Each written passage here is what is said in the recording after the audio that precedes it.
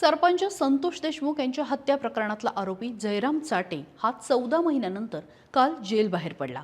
जयराम चाटेच्या भावाचं 2 मार्चला निधन झालं आणि केल्या जाणाऱ्या विधीसाठी जयराम चाटेच्या वकिलांनी न्यायालयामध्ये अर्ज केला होता। या अर्जावरती अटी-शर्ती घालत न्यायालयाने जयराम चाटेला 12व्या दिवशीच्या विधींसाठी उपस्थित राहण्याची परवानगी दिली आणि त्यासाठी त्याला 4 वाजेपर्यंतचा वेळही दिला होता। मात्र कालच्या दिवसामध्ये काय झालं, जयराम कसा बाहेर पडला आणि कशा पद्धतीने पोलिसांनी त्याला परत आणलं, सगळं मी तुम्हाला सांगणार आहे। व्हिडिओ शेवटपर्यंत बघा। काल त्याच्या मूळ गावी म्हणजे तांबवा इथे हा विधी होता।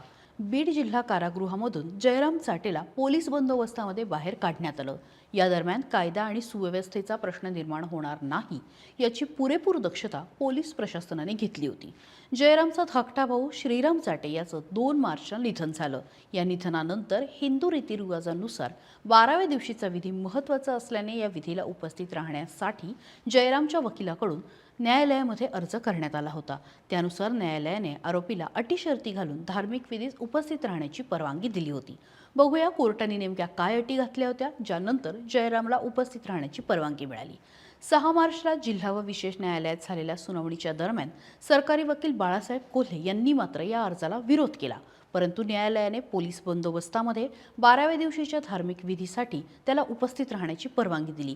या दरम्यान जयराम चाटेला पोलीस बंदोबस्ताचं शुल्क भरावं लागणार असून न्यायालयाने दिलेल्या अटींचं पालन करणं सुद्धा बंधनकारक असणार होतं। पोलिसांनी मसाजोगचा रस्ता टाळला। सरपंच संतोष देशमुख हत्याकांडामधला आरोपी जयराम याला मृत भावाच्या विधीसाठी उपस्थित राहायला परवानगी तर मिळाली, मात्र हे विधी होते त्याच्या मूळ गावी तांबवा इथे। जयराम चाटेचं तांबवा हे गाव संतोष देशमुख यांच्या मसाजोगच्या जवळ आहे।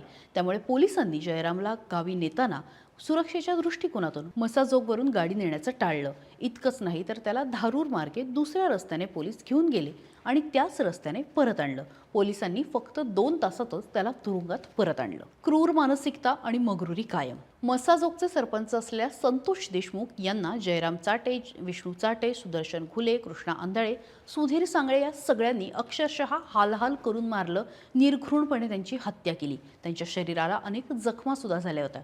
बरं, हे सगळं करून ते थांबले नाहीत तर त्यांचे हातपाय सुद्धा निकामी केले। इतकंच नाही तर दुसरा आरोपी वाल्मिक कराड याला व्हिडिओ कॉल करून हे सगळं दाखवलं सुद्धा।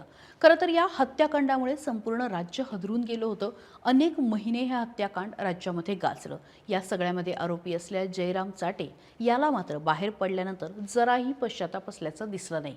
जयराम चाटे काल तुरुंगाबाहेर आला, मात्र त्याच्या चेहऱ्यावर आपण एका गंभीर हत्या प्रकरणातले आरोपी आहोत किंवा आपण माणुसकीला काळीमा फासणारं काहीतरी केलेलं आहे, आपल्यावरती गंभीर आरोप आहेत याबद्दल कुठलाही लवलेश नव्हता। त्याच्या चेहऱ्यावर ना कुठली भीती होती ना कुठला तणाव होता। त्याच्या लुकमध्ये मोठा बदल झाल्याचं सुद्धा दिसून आलं। त्याने क्लीन शेव केली होती, काळ्या रंगाचा शर्ट घातला होता, राखाडी रंगाची जीन्सची पॅन्ट होती। शर्टचं पहिलं बटन त्यांनी लावलं नव्हतंच। जयराम चाटे याने कपाळावरती लाल रंगाचं गंध लावलं होतं, त्याच्या हातामध्ये एक रुमालही होता आणि शांतपणे तो पोलिसांसोबत बसून गाडीत गेला। गावामध्ये नेमकं काय झालं?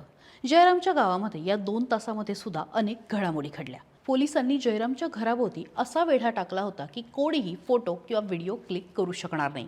या मिशन तांबवामध्ये पोलिसांनी नियमांची इतकी कडक अंमलबजावणी केली की ज्यांनी छुप्या पद्धतीने फोटो काढण्याचा प्रयत्न केला त्यांचे मोबाईल तातडीने जप्त करण्यात आले। विशेष म्हणजे साध्या वेशात असलेल्या SITच्या एका अधिकाऱ्याचाही मोबाईल जप्त करण्यासाठी पोलीस धावले, मात्र त्यांनी ओळखपत्र दाखवल्यावर पुढचा अनर्थ टळला।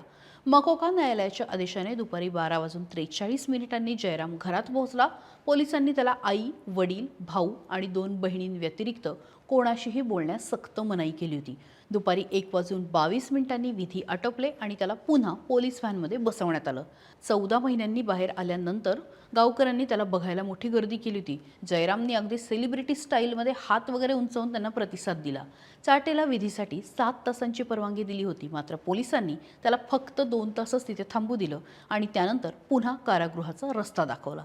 चाटेला बरोबर सकाळी 11:30 वाजता बाहेर काढलं होतं तर दुपारी 1:22 त्याला परत नेलं। दरम्यान चाटे 1 दिवसासाठी बाहेर आला होता, मात्र तो येण्यापूर्वीच गाव परिसरामध्ये त्याच्या टोळीतल्या सदस्यांकडून तरुणावरती हल्ला करत दहशत माजवण्याचा प्रकार समोर आला। यावरून 5 जणांवरती गुन्हा सुद्धा दाखल झाला होता। या सगळ्याबाबत काय वाटतंय कमेंट बॉक्समध्ये व्यक्त व्हा आणि त्यासोबतच सकाळला फॉलो करायला विसरू नका। महाराष्ट्रातील सर्व बातम्यांचे विश्वासार्ह व्यासपीठ सकाळच्या सर्व सोशल मीडिया प्लॅटफॉर्मला लाईक, फॉलो आणि सबस्क्राईब करा. तसंच सर्व नोटिफिकेशनसाठी बेल आयकॉन प्रेस करायला विसरू नका.